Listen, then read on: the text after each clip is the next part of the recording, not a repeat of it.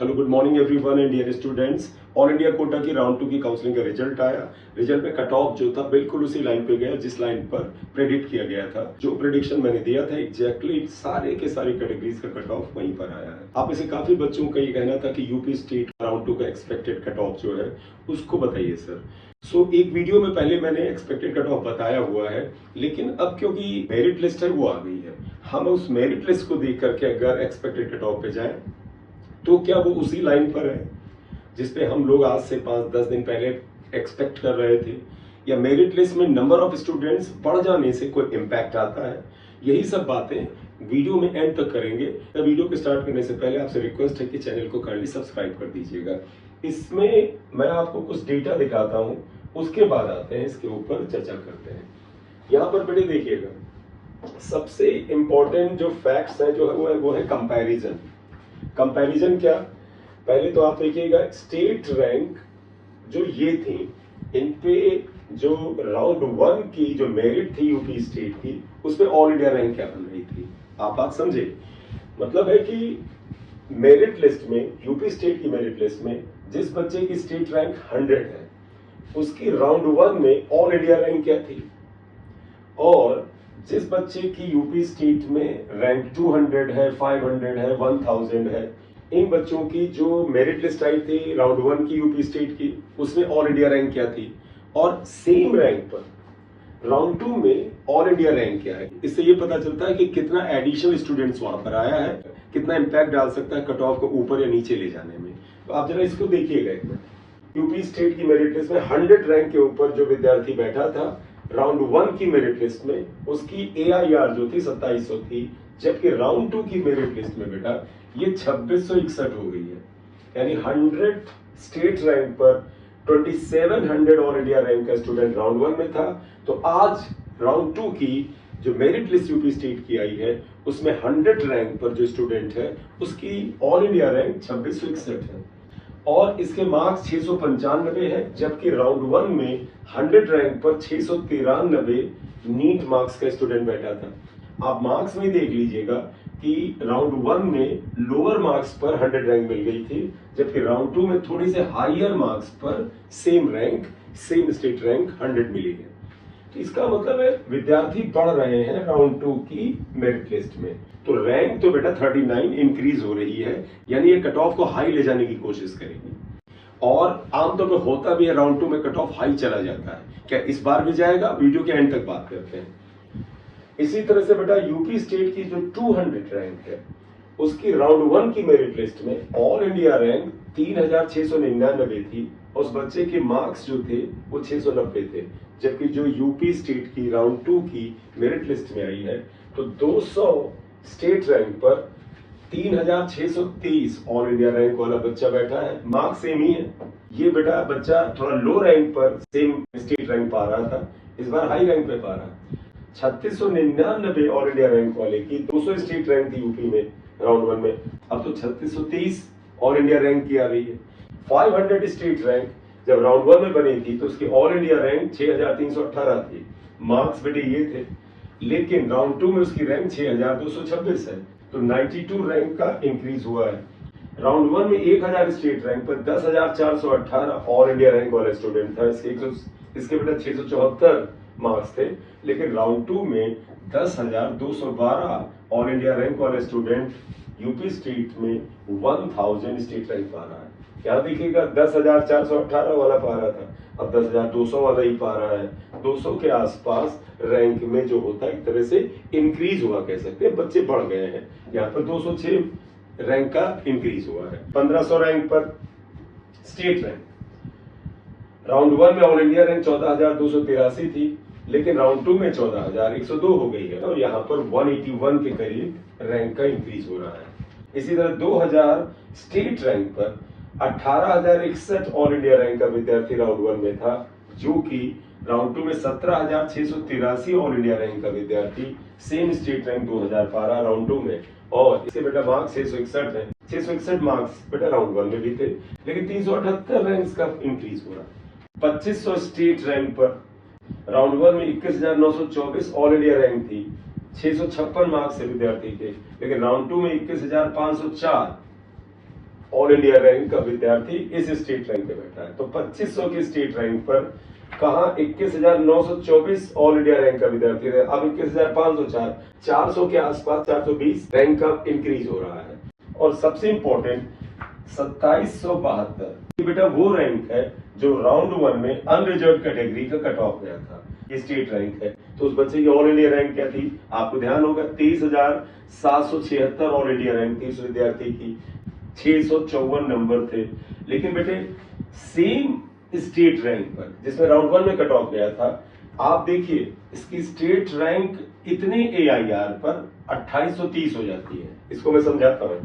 मतलब जिस बच्चे की 23,776 ऑल इंडिया रैंक थी, 654 मार्क्स थे, उसको यूपी स्टेट की राउंड 1 की काउंसलिंग में 2772 स्टेट रैंक मिली थी। अब इसी ऑल इंडिया रैंक वाले विद्यार्थी को राउंड 2 में यूपी स्टेट की जो रैंक मिली है वो 2830 मिली है। तो देखिए आप सेम AIR सेम मार्क्स लेकर के बैठे थे।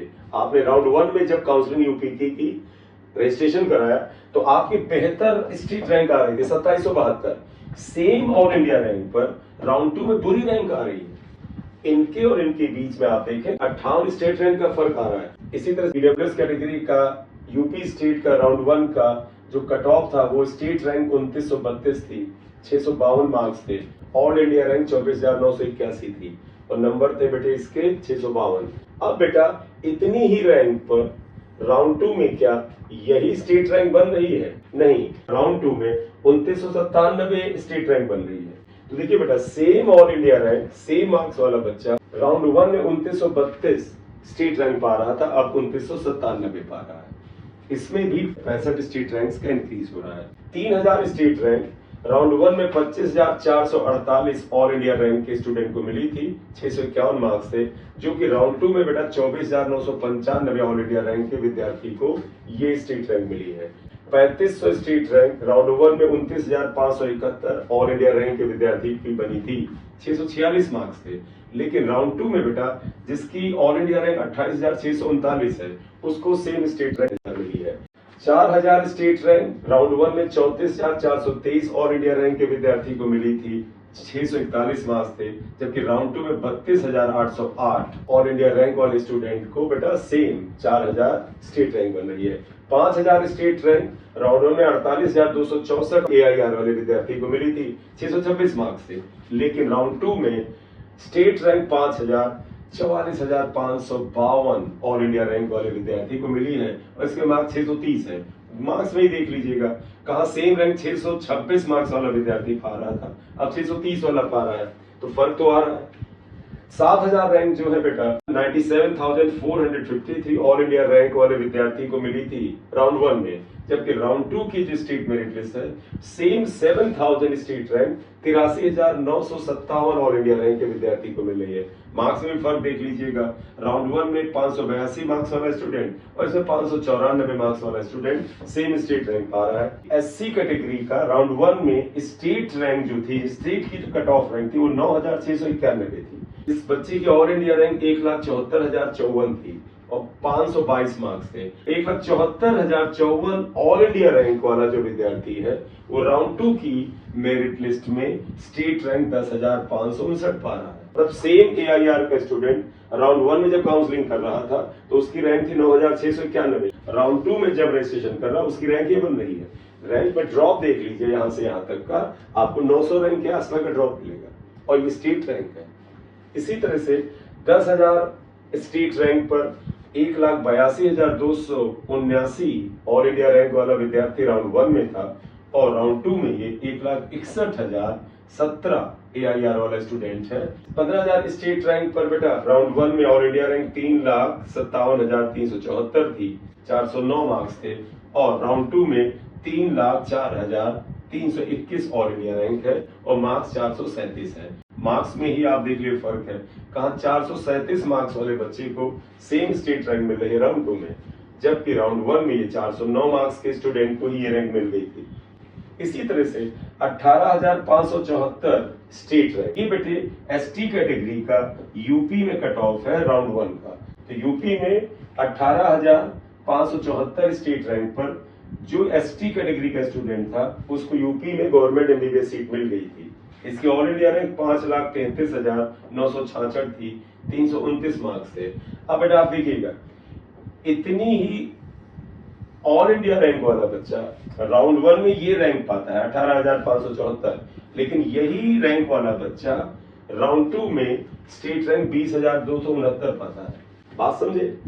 5,33,966 ऑल इंडिया रैंक वाले बच्चे की यूपी स्टेट में राउंड 1 में ये रैंक थी 18,574, लेकिन इसी ऑल इंडिया रैंक वाला सेम बच्चा स्टेट रैंक 20,269 पा रहा है राउंड 2 की काउंसलिंग में, राउंड 2 की मेरिट में। ठीक है, 20,000 स्टेट रैंक पर राउंड 1 में 6,13,864 ऑल इंडिया रैंक वाला स्टूडेंट था, उसके 300 मार्क्स थे। और राउंड 2 की बेटा मेरिट लिस्ट में सेम 20,000 की जो स्टेट रैंक है वो बेटे इस पर नहीं बल्कि 5,21,745 ऑल इंडिया रैंक के स्टूडेंट को मिल रही है। बेटा इसी तरह से 25,000 यूपी स्टेट की रैंक पर राउंड 1 में 10,80,757 ऑल इंडिया रैंक विद्यार्थी था। 25,000 रैंक में राउंड 2 में जो विद्यार्थी की ऑल इंडिया रैंक है वो 8,45,291 है। ये यहाँ पर ये बताता है कि number of students registered in round 2 counselling of the UP state बढ़े हैं। इसके कारण क्या है?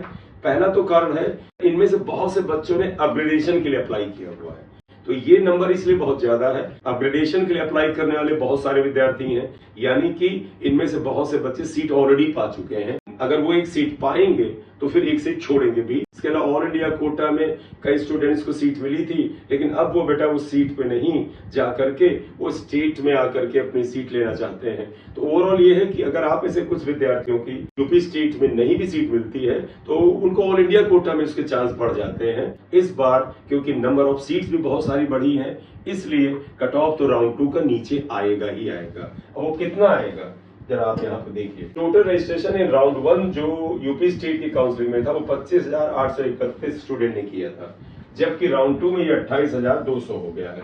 तो इनके बीच में आप देख लें लगभग बेटा 2-2.5 हजार स्टूडेंट्स बढ़ गए हैं। How many seats are increasing in round 2? 600 नई सीट्स ऐड हुई हैं, क्योंकि 5 नए मेडिकल कॉलेज आए हैं और ललितपुर और कानपुर देहात के मेडिकल कॉलेज में 50-50 सीट बढ़ी है, तो 600 सीट्स ही बढ़ी है।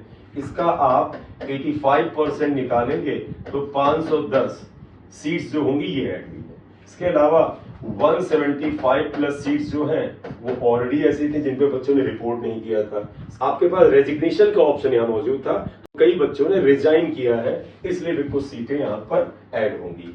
तो ओवरऑल अगर आप वो भी ऐड सीटें मान लें तो 700 प्लस एमबीबीएस की सीट्स तो आ रही हैं। एक बार सीट मैट्रिक्स जो आ जाएगी तो आपको एक्सपेक्टेड कट ऑफ और बेहतर तरीके से बता पाऊंगा।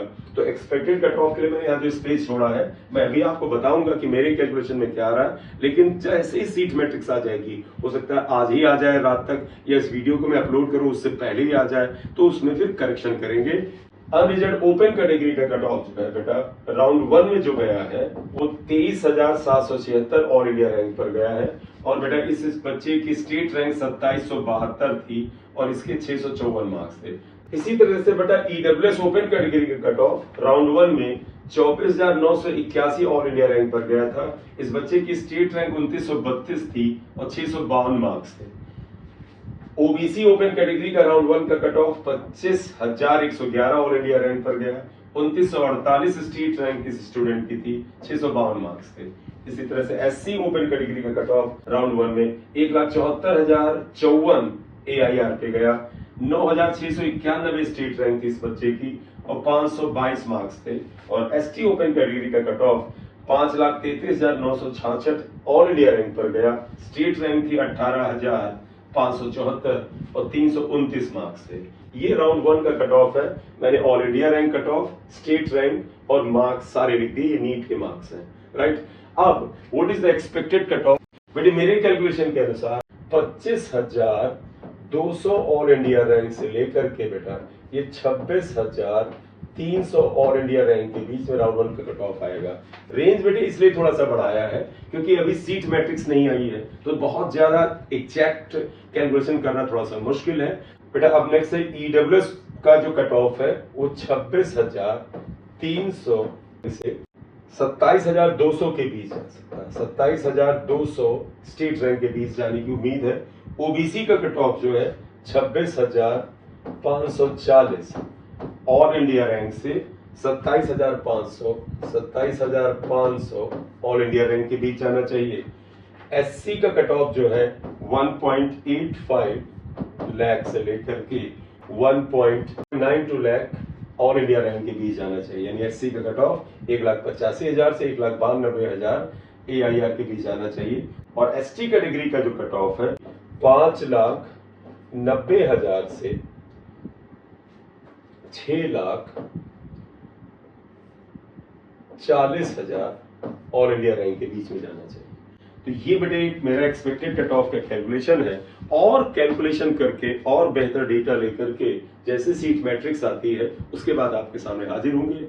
अगर आप इस बेटा चैनल पे नए हैं तो काइंडली से सब्सक्राइब कर दीजिएगा, लाइक कर दीजिएगा। दिस इज एम सिंह सरिया। Thank you very much.